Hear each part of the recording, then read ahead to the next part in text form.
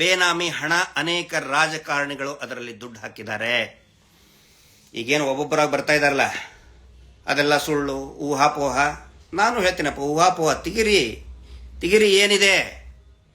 ಅವ್ರು ಯಾಕೆ ಹೇಳಿಕೆ ಕೊಡ್ತಾ ಇದ್ದಾರೆ ಅಂತ ಹೇಳಿದ್ರೆ, ಅವರೆಲ್ಲರ ದುಡ್ಡು ಕೂಡ ಈ ನಕಲಿ ದೇವಮಾನವನ ಅಕ್ರಮ ಮೀಟರ್ ಬಡ್ಡಿ ದಂಧೆಯಲ್ಲಿ ಸಿಕ್ಕಾಕೊಂಡಿದೆ. ಹೇಳ್ಬಿಟ್ಟಿದ್ದಾನೆ, ಬಡ್ಡಿ ಪೂಜರು ಹೇಳ್ಬಿಟ್ಟಿದ್ದಾರೆ, ನೋಡಿ ನಾನು ಮುಳುಗ್ತಾ ಇದ್ದೀನಿ, ನೀವು ನನ್ನ ಎತ್ತಲಿಲ್ಲ ಅಂದ್ರೆ ನಾನು ನಿಮ್ಮನ್ನು ಮುಳುಗಿಸ್ತೇನೆ, ನಿಮ್ಮ ದುಡ್ಡು ಮುಳುಗ್ತು, ಗೋವಿಂದ ಗೋವಿಂದ ಗೋವಿಂದ ಅಂತೇಳಿ 3 ಸಾರಿ ಹೇಳ್ಬಿಟ್ಟಾರೆ. ನಾನು ಮುಳುಗಿದ್ರೆ ನಿಮ್ಮ ದುಡ್ಡು ಗೋವಿಂದ.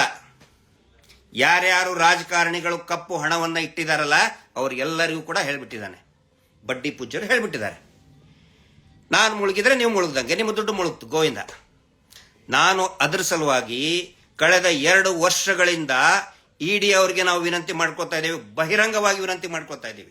ಅನೇಕ ಹೋರಾಟದ ವೇದಿಕೆಯಲ್ಲಿ ಕೂಡ ನಾನು ಹೇಳಿದ್ದೀನಿ, ದಯವಿಟ್ಟು ನಮ್ಮನ್ನ ಎನ್ಕ್ವೈರಿ ಮಾಡಿ ಮೊದಲು, ಅವಾಗ ನಮಗೊಂದು ಅವಕಾಶ ಸಿಗುತ್ತೆ. ನಾವೇನಾದ್ರೂ ಅಪಪ್ರಚಾರ ಮಾಡಿದ್ರೆ, ನಾವೇನಾದ್ರೂ ಕೋಟ್ಯಾಂತರ ರೂಪಾಯಿ